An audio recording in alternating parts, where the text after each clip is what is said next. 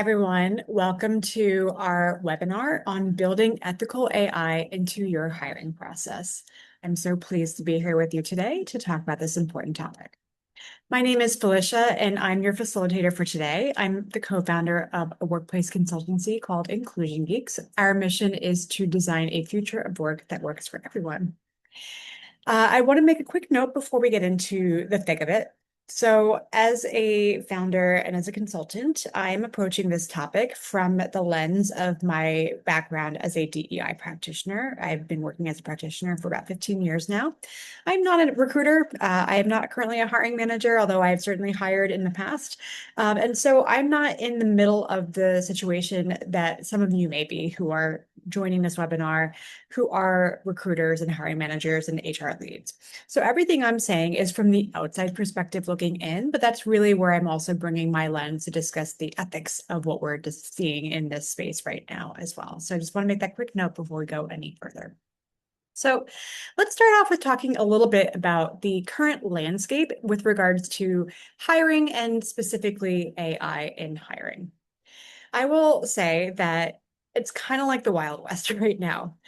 Companies are being inundated with job applications from all different folks from different walks of life. We have mass layoffs that are really creating this huge talent pool to choose from, which in some cases might seem really great, but it also makes it really challenging, if not impossible, for human recruiters to manage all of these folks to screen through.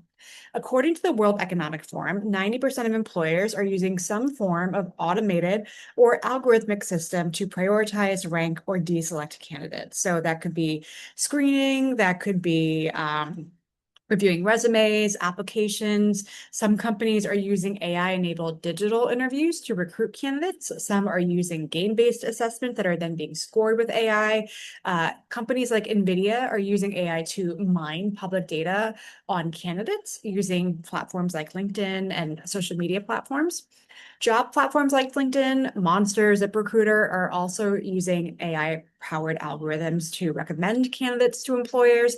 And what I find also really interesting that's just kind of starting to make its way into the landscape, so to speak, are the fact that AI employees are now also entering the workforce. So we are seeing a prevalence of organizations that are using AI agents, but they're formalizing these roles in a way that goes beyond just using it as a tool or a platform. So these agents are getting names, they're getting job titles, they're getting listed on org charts or work charts, and some of them are even assigned managers and teammates. There was a recent HBR article on this exact phenomenon, and they described how one organization is using an AI agent that they call Scout. Scout is an AI agent. It's formally listed on the company's HR team org chart. Scout is responsible for reviewing job applications. It conducts first round interviews, and it even puts forth candidates along with evaluation summaries for each candidate. So just to be clear, Scout is not a chatbot. Scout is functioning essentially like a junior employee who is directly embedded into the company's hiring process. And I think we're going to see more and more companies using AI agents in this embedded way in their workflows in the future. On the flip side, I don't want to leave out my job candidates. So a lot of candidates are also using AI. They're using it to help with their search process. It's something that they're using to help perfect their applications, their CVs, cover letters, interview tactics, strategies, things like that. They're applying to hundreds of roles with the help of AI. All things considered, basically the takeaway I want you to leave with at this moment in time is that AI recruitment is very much evolving rapidly, and we don't really have an end goal in sight quite just yet. And that's why I think it's really important to not just understand what the situation is, but also how we can think about this from an ethical standpoint. Now, I want to share a quick email that I saw posted on LinkedIn the other day. I blanked out the identifying information, but I thought this was kind of a very telling email. I'll read through it in just a minute, but this is something where it's a candidate responding to a recruiter who's using AI in their process. So the person says, "Hi, so-and-so. Thank you for the clarification. Since your company uses an AI to interview candidates on behalf of human recruiters, I would like to exercise the same logic in reverse. I will be sending my own AI to represent me in the interview."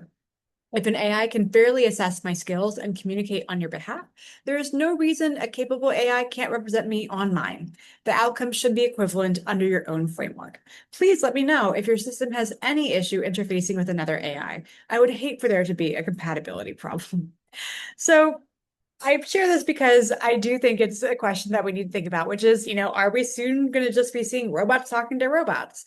My argument is that humans need to stay in the mix, whether that's you're the human who is applying or you are the human who is reviewing the applications.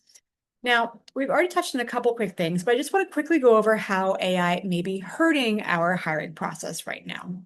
These are a few ways that AI has made finding a new job or finding a new job candidate much more challenging in today's world of recruiting and job hunting.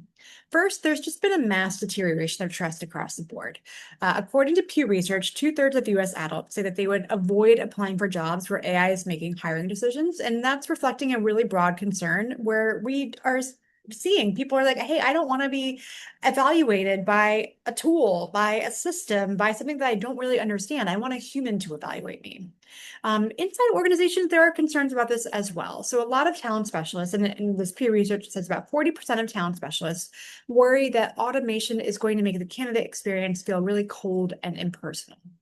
We're also worried and seeing fears that an AI tool or platform will overlook candidates who have unique skills and experiences, that there might be hiring biases. We may be filtering out top candidates. And we're also seeing that the talent pool, it's much, much more large at this point in time. And recruiters are reporting that it's full of what they're calling garbage resumes or fake candidates. There have been some stories out there where someone goes through a whole interviewing process and then they get hired, and then you realize that it was not the person that as they represent them to be. LLMs and tools can tailor your resume to match exactly every last single thing that's listed on a job description. It can fabricate achievements and in some cases, basically just show you what you want to see, right? We're also seeing AI generated avatars sitting through interviews on both sides. And there's a really interesting video, which I'll share the link to in the notes for this webinar, but it's basically an interview between Reid Hoffman and an AI generated version of himself, or as he calls it, Reid AI.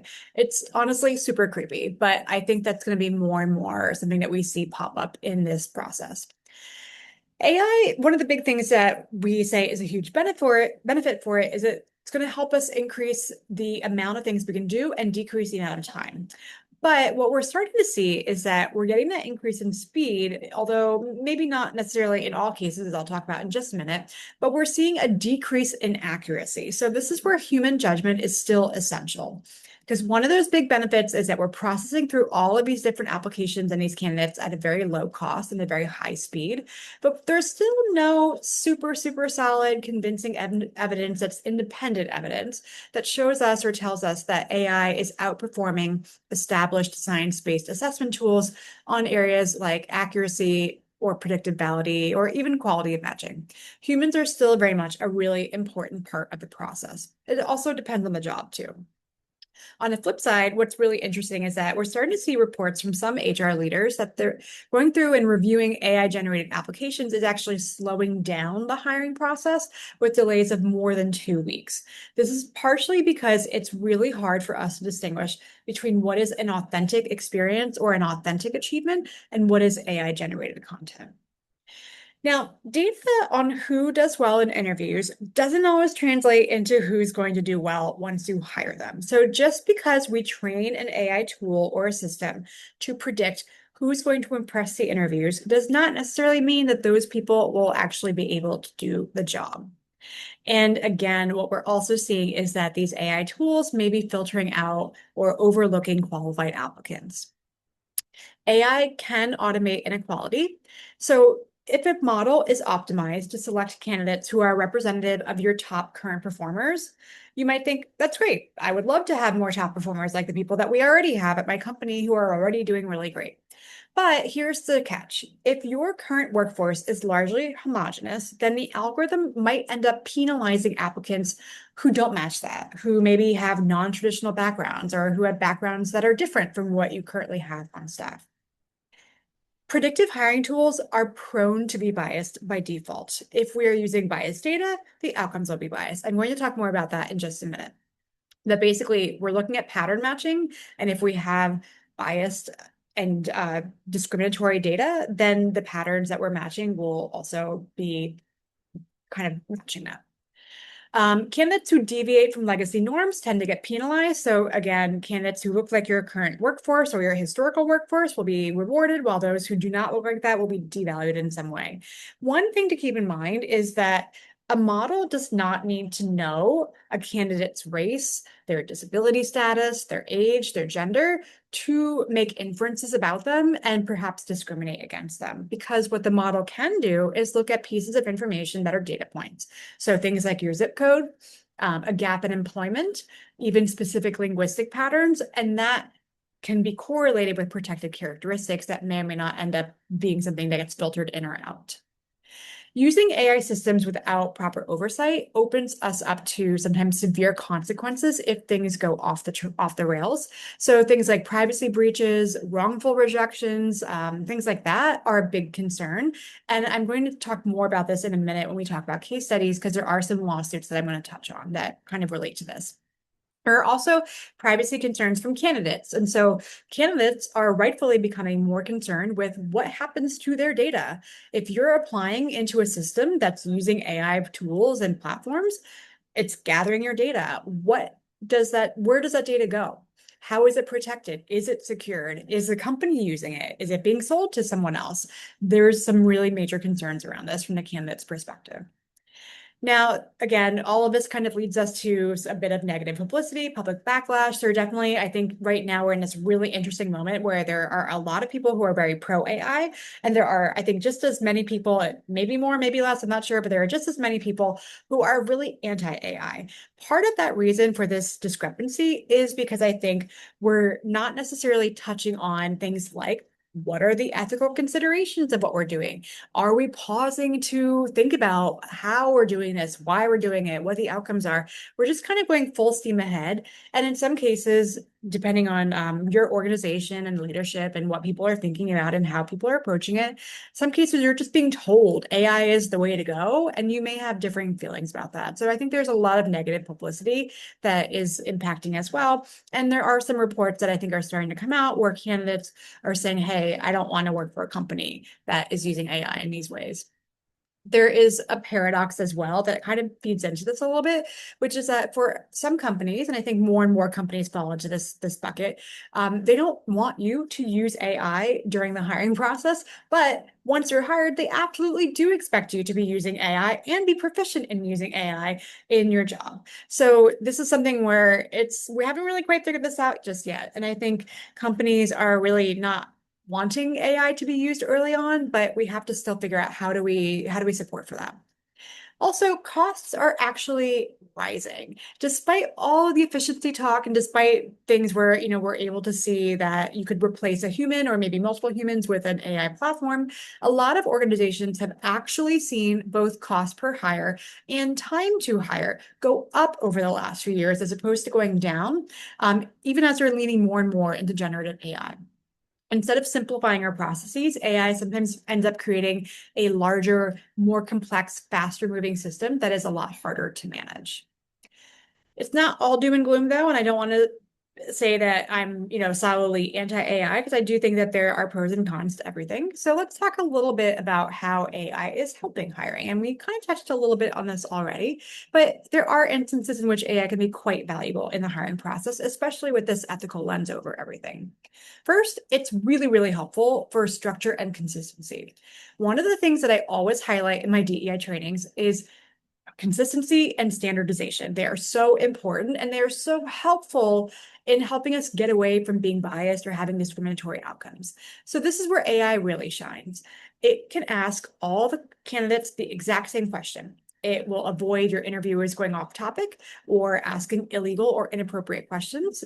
And AI can also apply a consistent scoring rule to every single candidate. So that's amazing. That actually is really sort of like the gold standard when it comes to hiring, especially in these earlier stages of screening and early stage interviews. AI can also provide a really fair baseline for evaluation. There's a recent Stanford USC experiment, and they found that candidates who were screened through structured AI-led interviews, evaluating both their technical and their soft skills, ended up performing better in the subsequent human interviews, as opposed to those who were filtered through traditional human resume screens. I'm just going to repeat that again briefly just to make sure it's clear. It's a little confusing, but basically the experiments were looking at candidates being evaluated on both technical and soft skills. They were going through option A was an AI-led screen and then going to a human interview. Option B was going through a human screen and then a human interview.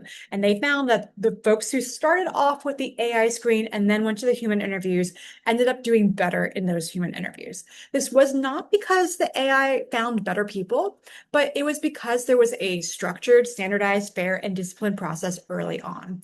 And again, going back to this point, AI tools are applying the same criteria to everyone. They don't get tired, they don't get distracted, they don't get swayed by things like affinity bias. Automation does theoretically free up time. Now, I know I just said in the previous slide that time is maybe going up to hire people, but theoretically, automation should allow us as humans to reclaim our time.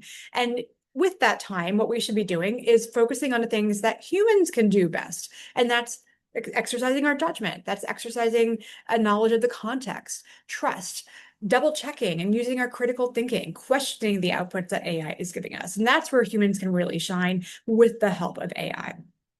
Some hiring algorithms may be actually even able to increase the diversity and quality of our job candidates. There's a working paper from MIT that found that some hiring algorithms may be able to increase diversity and quality, and researchers were testing different designs of hiring algorithms. What they found was that adding an exploration bonus increased the amount of Black and Hispanic candidates compared to using a more standardized learning module. Also, finally, AI tools can be a creative thought partner. So as a hiring manager, you could use AI to look for what are the skill gaps on your team right now. You could then write a job description highlighting those gaps that you're looking for. You could draft a nice to have versus a need to have section in that job description.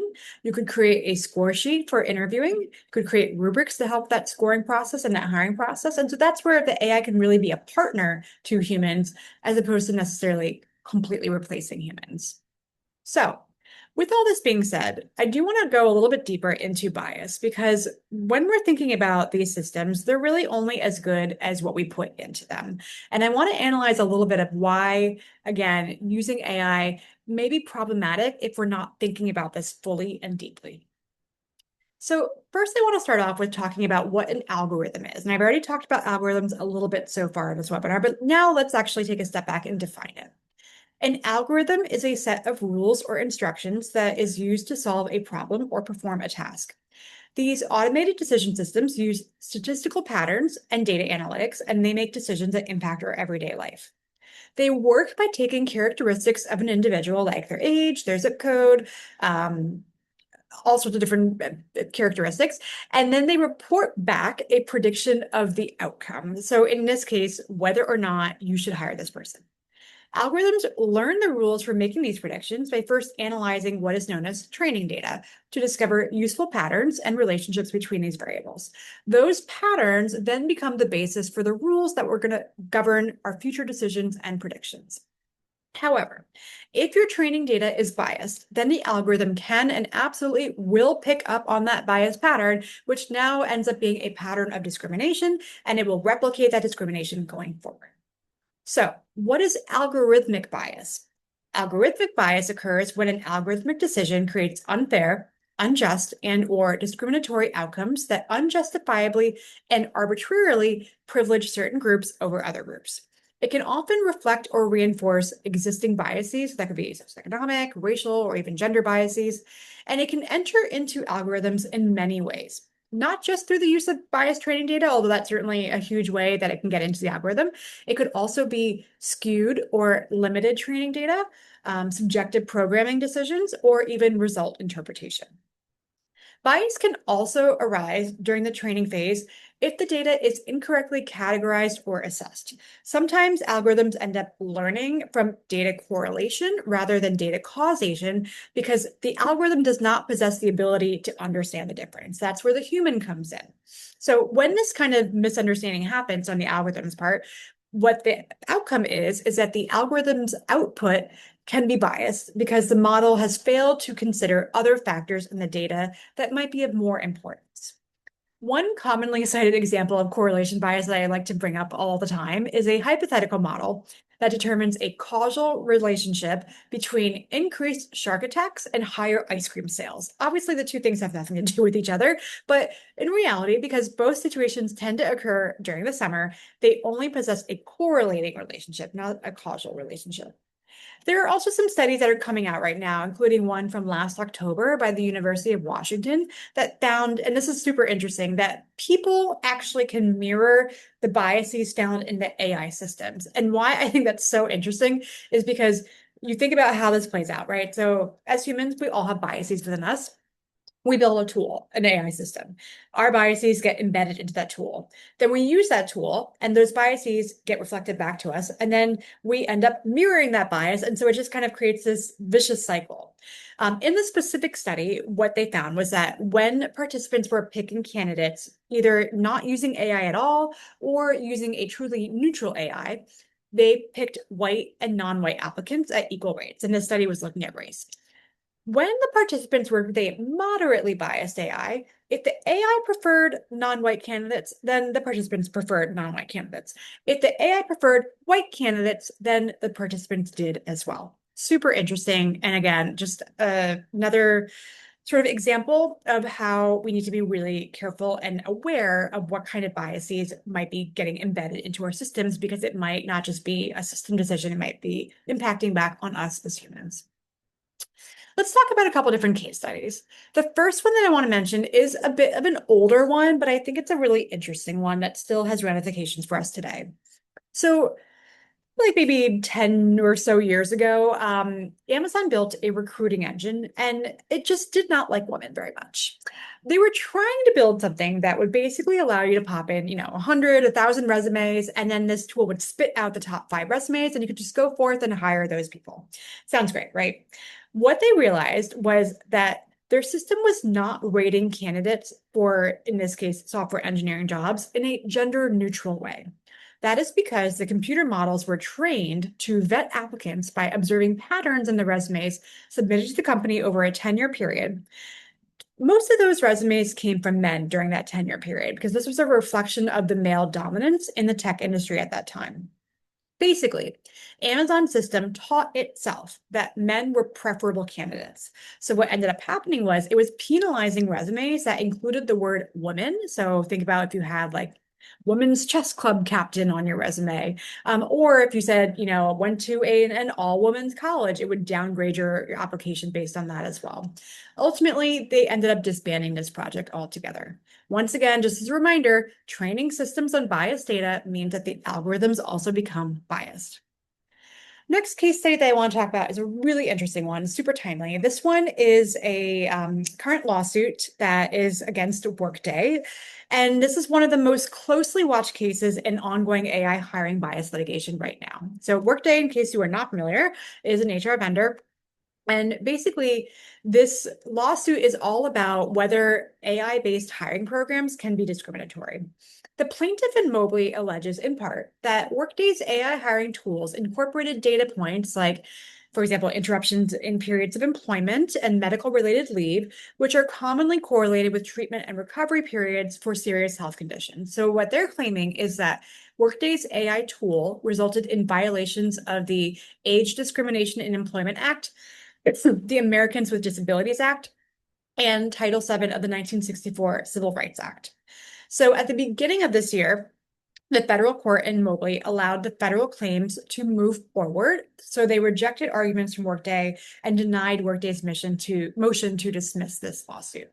So what we're seeing is that AI-driven hiring tools can be particularly susceptible to disparate impact claims because they might be relying on factually neutral inputs. So employment history, geographic data, education, all of these things might be data points that are being interpreted incorrectly in a way. So put another way, although on the surface of it, the AI hiring procedure might not look discriminatory, the data inputs might result in a discriminatory outcome or a disparate impact. So what happens is this outcome then creates liability for employers or recruiters, even if there's no intent to discriminate. There's another case study which is really more about race. And so the claims that we're seeing by plaintiffs like Mobley versus Workday are corroborated that there's also emerging research related to how AI could be racist. There's an August 2024 study where researchers found racial bias in LLMs or large language models. So those are things like ChatGPT. These are tools that are designed for assistance with everyday tasks. And what this study found was that AI has started to perpetuate systematic racial prejudices. And in this particular case, what was kind of quite shocking was that the AI tool was more likely to suggest that speakers of African American English dialect be assigned less prestigious jobs, be convicted of crimes, and even be sentenced to death. That's truly wild. And that is really about how the AI is judging speakers of African American English dialect versus speakers of standard American English dialect. And so they found that the AI tool is associating speakers of the former with unemployment, a lack of qualifications, and again, as I mentioned, wildly, even suggesting death in some cases. Another case study I want to talk through is resume review. So this is, again, where we're seeing a lot of usage of AI, and this is where there's some stuff to kind of dig into a little bit further. So another recent study, researchers from Code for Good Now, which is a think tank, used AI to generate identical resumes. And I really like this particular case study because it just, I think, reflects a lot of research in this sort of area over the past several decades. So now we're bringing AI into the mix. So the first resume was for a candidate named Emily Clark. Second resume was for a candidate named James Clark. The resumes were provided to two different groups, and they were told that these resumes were created with the help of AI. Reviewers of Emily's resume were 22% more likely to question whether or not she could be trusted compared to James. Her CV was also twice as likely to raise doubts about her competence and her ability to do her job. Feedback included comments like, she can't even write a CV by herself. I'm not sure she has the skills to carry out this job. Comments for James were things like, oh, he just needed a little bit of help putting it all together. The takeaway here is that when men are using AI, we're questioning their effort. But when women are using AI, we're questioning their integrity. That difference might seem subtle, but it changes the perceived risk of using AI. Women are and should be concerned about the perception of their work if they use or rely on AI, as they honestly face greater penalties in being judged. So it's no surprise that women are also generally more risk averse when it's coming to implementing and utilizing AI in the workforce, no matter what role that might be in. All right. We could probably talk about case studies all day long, but I want to switch over and talk a little bit about the regulatory landscape because this is a very quickly evolving field, and there are new laws, new guidance, and new enforcement priorities that are getting introduced at the federal and state levels. What we're seeing is now that there's this like patchwork development. It's almost like a patchwork quilt that is made up of mostly state level AI laws, and these laws tend to be focused on transparency, risk assessment, and anti-discrimination. But before I get into the US, I want to actually start outside the US because outside the US, there are also regulations being put into place, and they're a little bit different in some senses. So the European Union is really where we're seeing a lot of kind of what I would call groundbreaking regulations and laws being put in place, especially around AI. So they introduced their legislation on artificial intelligence, which is called the EU AI Act in 2024. The EU AI Act covers AI systems that are used in employment decisions, including recruitment, selection, targeted job advertising, candidate evaluation, performance monitoring, and also certain decisions around compliance, contract terms, or even termination. So the other thing I want to note with this is that anyone who places AI systems on the EU market or uses their outputs in the EU is in scope for this law, even if the company themselves are based outside of Europe. And this act takes a risk-based approach. The higher the risk to people or public safety, the stricter the requirements. Obligations under this act include things like mandatory risk assessments, technical documentation, bias testing, human oversight, transparency disclosures, and continuous monitoring. This covers both providers and deployers of AI systems, again, even if the deployers are not based in the EU. The date by which staffing agencies need to comply with this act is actually coming up pretty quickly. It's going to be August 2nd, 2026. And some other provisions of this act include you need to inform candidates and employees if AI is being used, how it functions, and what role it will make and what role it will play in decision making. And the data must be relevant and representative. So you need to know what data your AI tools are trained on, how they handle protected characteristics, and whether or not they can produce equitable outcomes across different demographics. These impacts can create legal and financial risks for businesses. So, for example, per this act, non-compliance with the prohibited AI practices can mean fines up to 35 million euros or 7% of the worldwide annual turnover, whichever is higher. That's in the EU, however. Let's come a little bit closer to home and talk about the US. So we have the Trump administration, which put out an executive order on AI in December of last year, December 2025. That's EO 14365. This updated existing federal regulatory frameworks, and what it basically did was remove some barriers and encourage adoptions for AI applications across sectors. The Trump EO signals a significant adoption of AI, moving away from the Biden administration's emphasis on oversight, risk mitigation, and equity towards a framework that is much more centered on deregulation and the promotion of AI innovation as a means of maintaining US global dominance.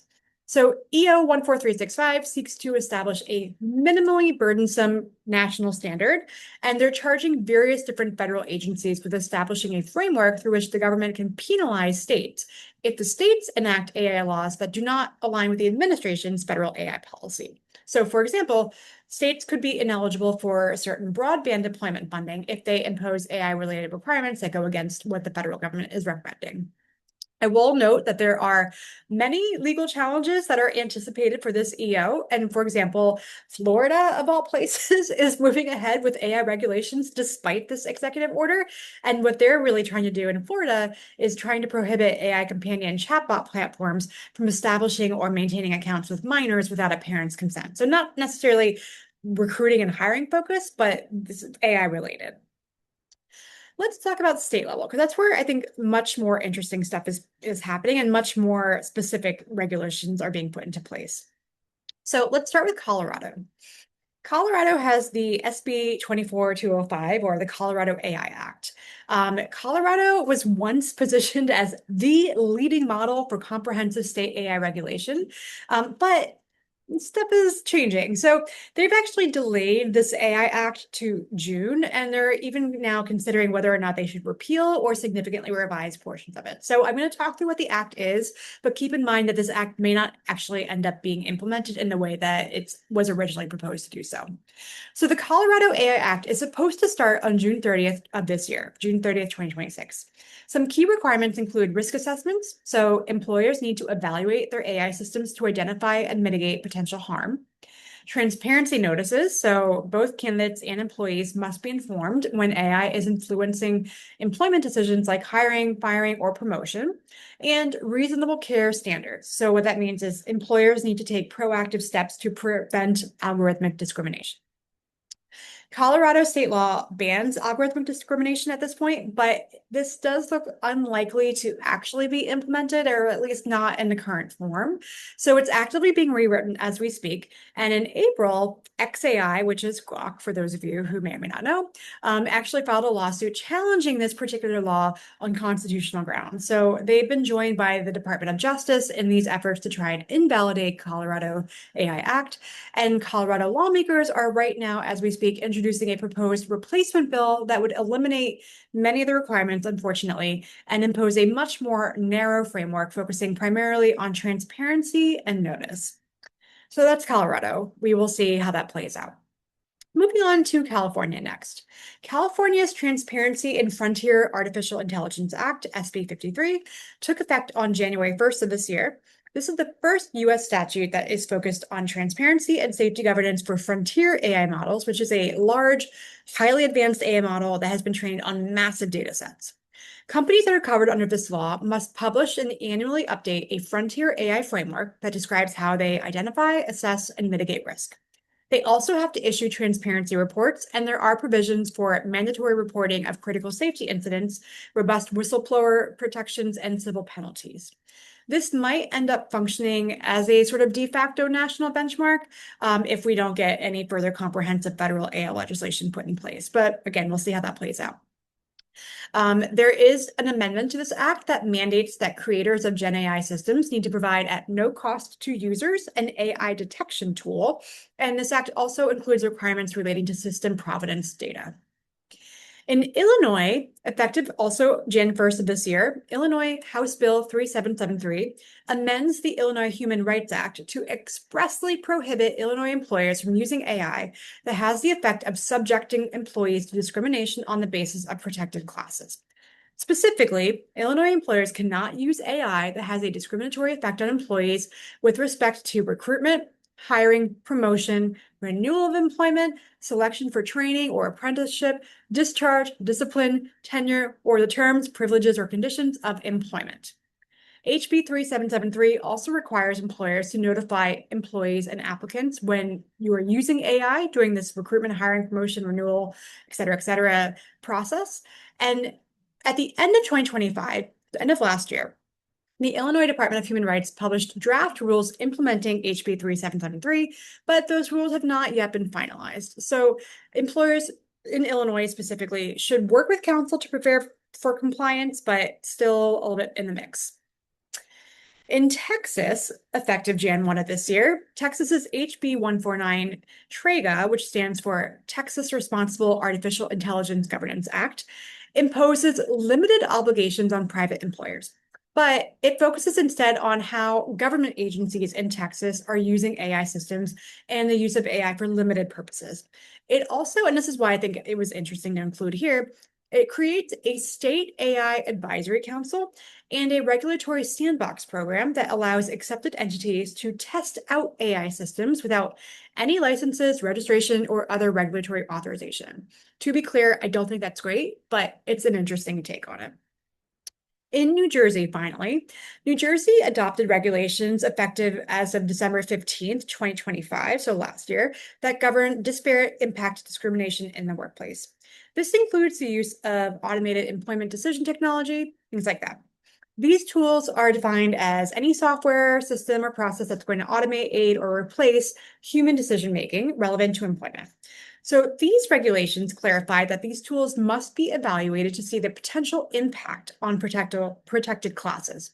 So the tools that are, again, used for recruiting, hiring, screening, interviewing, hiring, et cetera, can replicate and amplify existing workforce imbalances. They can penalize applicants based on religion, disability, or medical needs, and generate biased outputs.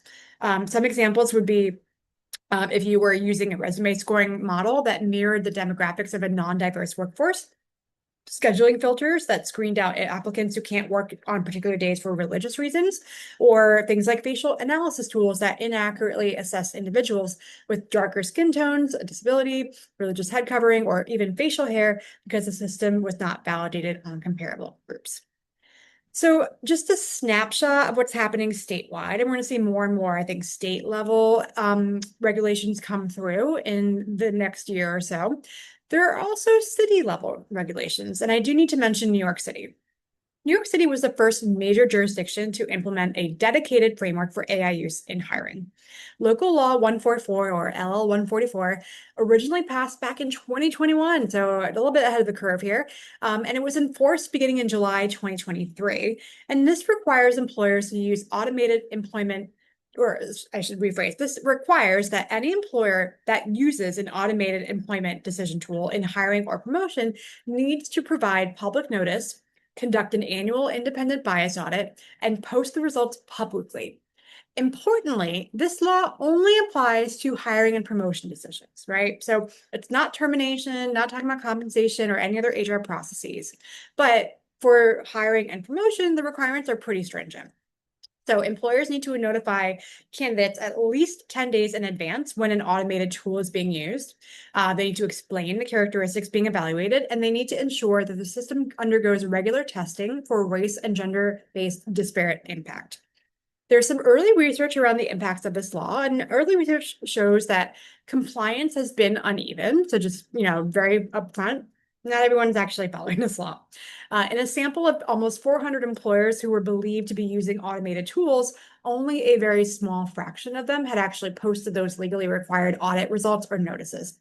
So not great, but we still have this law in place, and it does set the tone for broader regulation to come in the future. So just to kind of bring all this into perspective, I think it's important to remember that even though we do have quite the patchwork quilt of regulations here in the US, and these are really rapidly evolving, the underlying legal baselines that are already in existence are still there. They still hold. So what I mean by that is Title VII of the Civil Rights Act, the American with Disabilities Act, and the Age Discrimination in Employment Act still apply regardless of whether those decisions are made by a hiring manager or if they are informed by an algorithm. It does not matter. So if an AI-assisted tool produces a disparate impact on a protected group, the legal analysis is the same as for any other selection mechanism. So just want to be clear about that for right now. Whew, okay. So with all of this in mind, let's talk about how we can build ethical AI into your hiring. Now, before I go through some ideas, I do want to note that some of you may be sitting here thinking to yourself, I don't think it's possible to be ethical when using AI in any sense or in hiring. And you know what? It's a really tough thing to sort of have a specific answer for, because I do think that this is a really complicated space. I think it's changing very quickly. I do think that if your personal values are you do not approve of AI at all, then then you shouldn't be using AI in your hiring processes.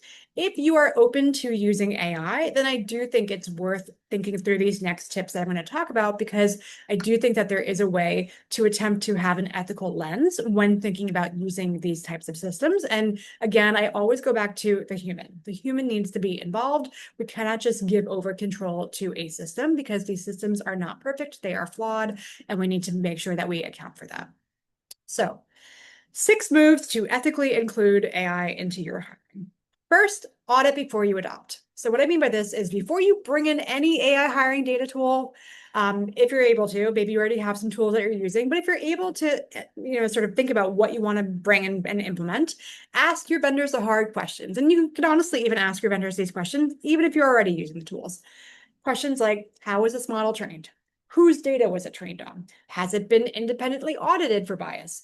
For HR leaders who might be watching this is a procurement and governance conversation, right? This belongs in your vendor evaluation criteria right alongside things like data security and pricing. Just having someone tell you, well, we tested it internally is not going to be sufficient in terms of your due diligence. You should be thinking about how can you assess your AI tools against the most demanding applicable state requirements, depending on what state you're living in, and then implement controls like bias testing, clear documentation, and defined governance protocols. So beyond just understanding what the regulations are, you need to take proactive measures. And this is really key to establishing a robust AI compliance strategy. So this includes really, again, rigorous due diligence when you're selecting your vendors. You want to make sure their tools are built with compliance in mind, that they're regularly audited, and that they have and can provide you the necessary documentation for your own audits. All right, second point, be transparent with candidates. If you are using AI to assess your candidates in any way, you should tell them. That's my belief. They have a right to know when AI is influencing whether or not they move forward in your process. This means disclosing in a job posting or application materials that AI tools are part of the process. And in some cases, especially if it's legally required, like with New York's LL 144, you need to offer candidates a way to opt out or request human review.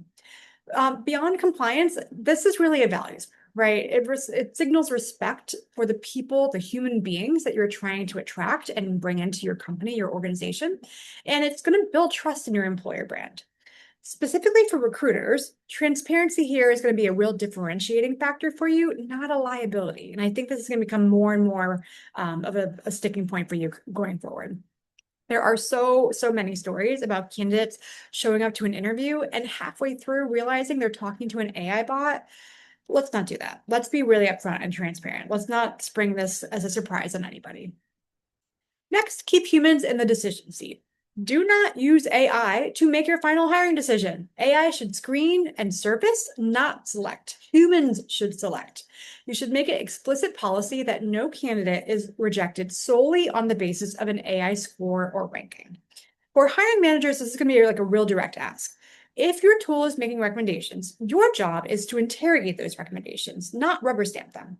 It's also really important for any humans in the loop to be aware of AI biases, because if you're not aware of them, then you don't know what to look out for. Next, point 4 is audit your inputs, not just your outputs. If your training data reflects historical hiring patterns, who got interviews, who got offers, the model is going to learn and replicate those patterns. We said this many, many times so far in this webinar already, right? Encourage teams to ask, what are we feeding this system? What data are we feeding into it?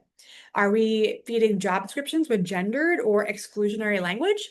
Are we feeding in resume filters or creating resume filters that penalize nonlinear career paths or have gaps in credentials?